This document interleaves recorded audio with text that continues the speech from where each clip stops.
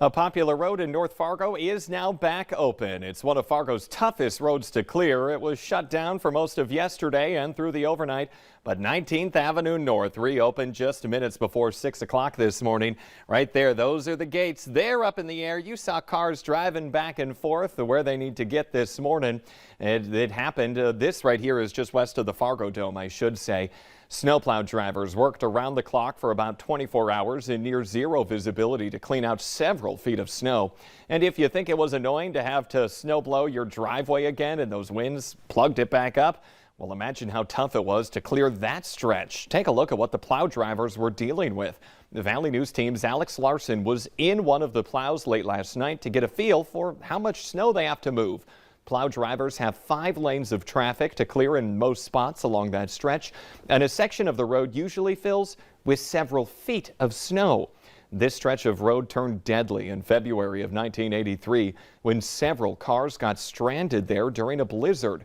One vehicle was covered in 6 feet of snow. That blocked the car's muffler and sent carbon monoxide inside the vehicle. All 4 people inside died, and since then, the city installed those gates along 19th Avenue for when they have to shut down that stretch of road. Police are sounding the alarm again this morning after a 3-car crash involving a Highway Patrol squad car. A North Dakota trooper was stopped to help a driver on I-94 yesterday afternoon near Jamestown, and 2 snowplows were also in that area. One was plowing the left lane near the trooper, and the second was parked behind the squad car in the right lane with all lights activated. That's when it happened. 2 vehicles went around the parked plow. They then moved back into the right lane, right in the path of the state patrol vehicle. The front driver tried to slow down as they approached the police car, but the driver from behind hit them and pushed an SUV into the squad car. All 3 vehicles had to be towed away. The people in the SUV were taken to the hospital. This morning, those roads are still going to be slick out there as well, because in these cold of temperatures, the salt and the chemical they try to put down, it's really no good, Lisa. Yeah, they just don't work here. We're looking at temperatures way below zero, wind chills even lower than that. So that morning drive and wait at the bus stop going to be a hazardous one because of the cold here today. Here's a look outside. Traffic picking up this morning as we are starting off our day, looking better out there than compared to yesterday. But again, that intense cold will be an issue with us throughout the morning, especially, but even through the day. We're currently at 14 below in Fargo. Wind is out of the northwest at 12 miles per hour. And that's enough wind to cause our wind chills to drop down to 35 below. In addition to that, that's enough wind to have some light drifting on some of those roads as well for this morning. Not much of a problem generally, but we may see some more trouble patches develop because of that. And we still have the snow to clear off. That, as Jordan mentioned, won't go anywhere unless we do so mechanically with plows and shovels here today. Here's a look at Grand Forks. We are at 15 below there, and the wind is not as strong. We're at northwest, a wind at 7 miles per hour. It feels like 31 below. Now, there are other places in the valley where temperatures are in the 20s below. We've got wind chills in the 30s to even 40s to close to 50 below here in the valley this morning. So this is going to be a day that's tough, especially to start, but all day long and even into tonight. And here's a look at our winds. They're, again, not super strong. We're looking at some wind speeds up in the northeast that are nice and light at about 5 to 6 miles per hour there.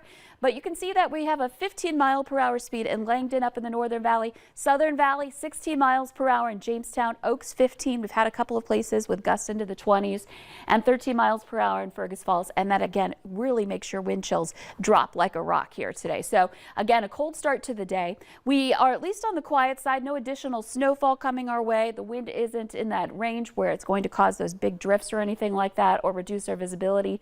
But in general, it's the cold that we're watching for today. If you're heading down to Frisco, well, here's a look at what's going on right now. There is snow down into Kansas, now dipping into Oklahoma, stretching back over to the Mississippi River Valley. That's all part of that Arctic air that's been surging in that we're in the heart of right now. And right on the nose of that is where that snow happens to be. So driving in that direction, if you have some friends and family on the road right now, they're going to run into it. If you're not leaving until now or a little bit later today, I'm thinking that will start to break up a little bit. Still, it'll be cold and you'll want that survival kit with you. Here's a look at our temperatures here in the valley. Out at the bus stop this morning, dangerous. We're looking at temperatures into the teens below zero. We're talking about wind chills that are even lower. Heading home from school, heading home from the bus stop, still dealing with some temperatures into the teens below zero. Some of us may warm up to maybe 8, 9 below here today, but overall it's going to be quite cold. We'll have some sunshine, at least. That'll be nice to see. And then for Friday, our morning low will be the coldest yet with this latest round. We're talking about 20s, 30s below temperatures. We do warm up, but it comes with some wind, so we got to watch out for some blowing and drifting snow again Friday night, along with some light snow too. So this is not going to improve much here. Even as we head into the weekend, it's still going to be windy on Saturday. It's not until next week where we see some improvements. Be careful out there, Lisa. Thank you. Now 6:56. Today marks the one-year anniversary of the January 6th attack on the U.S. Capitol, when supporters of former President Donald Trump breached the Capitol after his speech challenging the 2020 election results. President Joe Biden is scheduled to address the nation today and is expected to place blame on the former president for misleading his supporters about the election. At the Capitol today, there will be vigils and moments of reflection. A lot of parents are frustrated over how West Fargo handled its school closings yesterday. The district canceled classes just 30 minutes before they were set to start. Some older students were already at this school. Younger ones had already been picked up by their buses. It was only then that parents were notified they had to go pick them up back at school. Valley bus officials say they had several buses get stuck. One of them even had to get towed.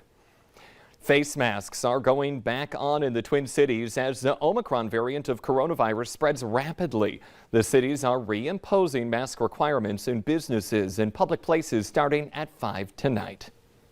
The championship game for the Bison football team is this weekend, but this year getting to Frisco, Texas is easier said than done for fans, as Lisa mentioned. That's because several flights have been canceled or delayed due to weather or staffing shortages. Fans like Jody Kilo is moving from Plan A to Plan B, but she says she's used to these kinds of setbacks. We used to always drive to Frisco, and that was always difficult as well, not knowing how the roads would be. So whether it's roads or wind or flights that you need to worry about, it's just the way travel is here in the Dakotas. The game is Saturday against Montana State. Be watching for updates this week from our sports crew. Beth Houle and Devin Fry are also on their way to Texas today. Many people have spent a lot of time lately shoveling or snowblowing their driveways and sidewalks, but it could be dangerous for some, especially because of the risk of heart attack. Doctors suggest you warm up first, take a break every few minutes, and don't push yourself too far. At least 2 people are waking up with big smiles today. There were 2 winning tickets from last night's Powerball jackpot. One ticket sold in Wisconsin, the other in California. The winners will split that $632 million jackpot. Hardly enough. One toddler has caught the attention of the Queen of England after dressing up to look just like her, complete with the 2 corgis there, pearls and all. Now this kid dressed up, Jelena Sutherland is her name, for Halloween like the Queen. The corgis completed the look. Queen Elizabeth even got a look at that photo, and they said that her personal message was that it was, quote, splendid. Let's get the answer now to our question of the morning on Facebook. That question, this is the #1 food we hated as kids, but we love it now. Asparagus. Maybe fry some up for supper. Sounds good. The Today Show and CBS This Morning are just about to start, but the Valley Today rolls on. You can join us on the Fargo CW. Have a safe Thursday.